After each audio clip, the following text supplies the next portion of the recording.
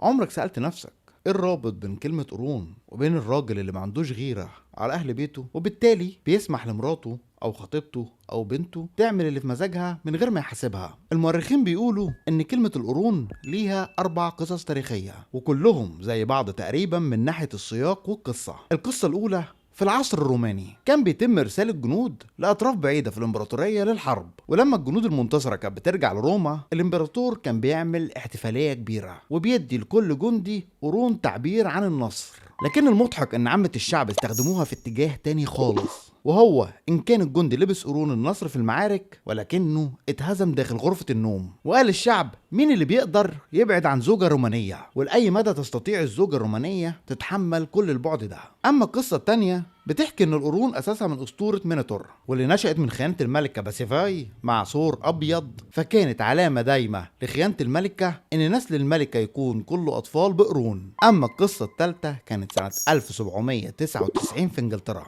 بدأ تزويج البنات القاصرات أو البنات الصغيرة للرجال في السلطة واللي كانوا كبار في السن جدا، وده طمع في الحصول على ثروتهم. وده طبعا ما كانش عدل لأي فتاة، ويتسمح للبنات ان هم يمارسوا الرذيلة بعلم ازواجهم، واللي ما كانش يقدر يتكلم بحكم منصبه في الدولة وسمعته بين المجتمع الانجليزي. والقصة الرابعة بتحكي عن الامبراطور اليوناني اندرونيكوس، واللي كان معروف انه بيحط قرون على منازل زوجات الجنود اللي بيروح يزورهم، ولما بيخرج من البيت بيؤمر بوضع قرون على الباب، دليل ان الامبراطور كان في البيت ده، وتكريم للعيلة كلها، وبيسمح للجندي بالصيد العام في المملكة والحصول على امتيازات امبراطورية. لو عجبك الفيديو اشترك في القناة.